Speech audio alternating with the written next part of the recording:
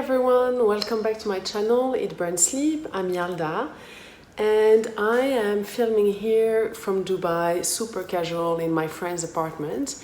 I am doing this video because many of you have asked me to give my tips for healthy eating and staying healthy when I travel. I have written an article, a little blog post about this, like giving you ideas for travel snacks. But I thought maybe I'd talk to you today about everything I do when I travel to try and, stay on track without being too obsessive and feeling good. So the first thing I do is pack myself healthy snacks. So if you go on eatburnsleep.com, there's a blog post and I put all the snacks. And the reason why I do that is I do not touch airplane food. Airplane food is full of preservative, of sodium. It's really bad for you. It's, rarely fresh. It's been, stored for a long time and it's meant to last a long time as well. And I found that every time I eat it, I end up extremely bloated and I have water retention and I feel the effects from the flight much more. So I really try to not touch airplane food apart from fresh fruit and nuts if they have them. That's all. I don't eat anything prepared, even if I'm upgraded, or I just don't touch it. So I generally take with me food, obviously not liquids because you're not allowed to take liquids on an airplane, but I will take maybe some healthy bars or nuts, some apples, bananas. Bananas tend to spoil, that's the only problem.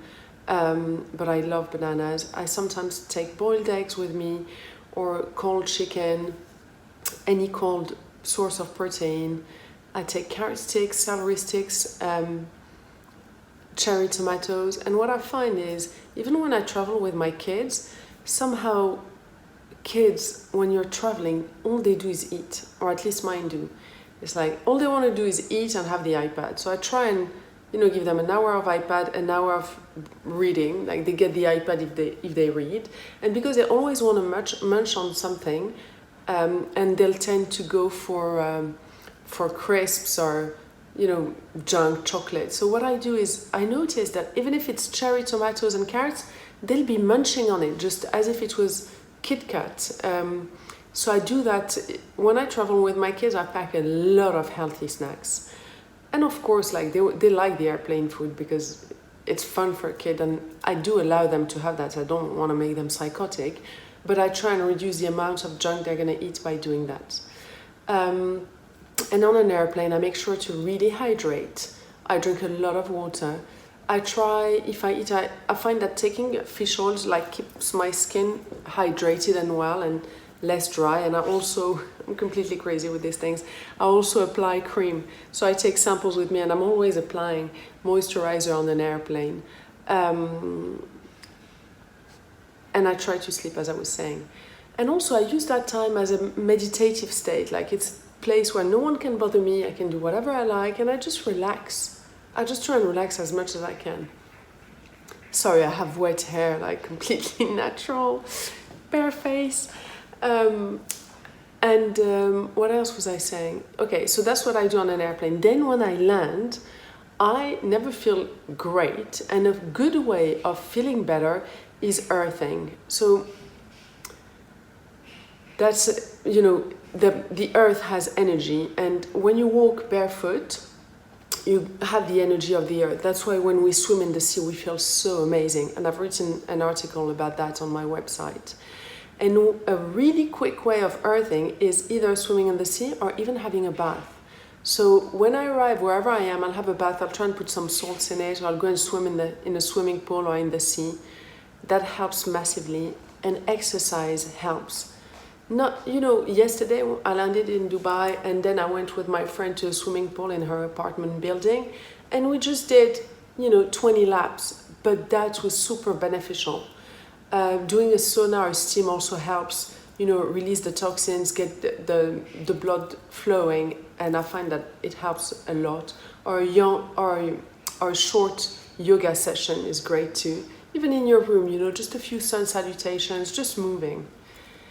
And then when it comes to the food, once I've arrived, I just stick to the foods I normally have at home. It's very easy. I mean, all the foods are listed in my 7-day plans on the list, and I will have, fruits if I want to, like sweeter fruits than the ones on the 7-day plan. And last night we went for dinner, I had a glass of champagne, but just one. It wasn't totally full, so it was really half a glass of champagne. But that's all I had. I don't go crazy because I'm traveling. I'm not like they're pigging out because I'm traveling. I try and stick to the way I eat at home, but in a restaurant. So in fact, it's even nicer because it's a treat. Yesterday for lunch, we went to this Lebanese restaurant. We started with lovely olives and local almonds. Then they soaked them in water. They were fresh Lebanese almonds, so good. Then we had baba ganoush, which is this aubergine. We didn't have the bread to go with it. We shared the salad, same thing. There was some fried bread, fried pita, we didn't touch it. And we shared some eggs with sumac. That was delicious. That was a great meal. Then for dinner, I went to my friend's place. That's when I had a glass of champagne. And then as a starter, his wife had made this amazing avocado cucumber chilled soup, which was so good. And then there was salmon served with Brussels sprouts and potatoes. I left the potatoes on the side. I ate the salmon, I ate the Brussels sprouts, it was delicious. And then for pudding, she had made this lovely crumble with oats, and I can't have oats. So I said yes to the crumble, and I left the oats on the side. I just had the apple. There was a bit of coconut sugar in it. It's fine. So I didn't feel deprived. I had a great day. I woke up this morning feeling good, and that was healthy. So that'll be a typical day whilst on holidays. There's no need to stress about it. There's no need to gorge. There's no need to restrict. I'm someone who's about moderation, and that is completely doable wherever you are. It's just about staying calm about it, just remembering of making the wise choices, and not trying to make yourself not feel deprived. Saying, okay, I'm having this lovely food, and whenever I'm full, I stop. I don't need to eat the bread and all that because it's inflammatory. It makes me bloated, gives me IBS. It's taxing on my system. But if I do want a piece of bread, okay, I'll have it. But then I'm not gonna have that drink in the evening, because then if you have it all, obviously you're falling off the wagon. Well, I hope that was helpful. I mean, I'm just gonna edit this on my iPad. I hope this was, it's a very simple video. I hope you enjoy it and that is helpful for you.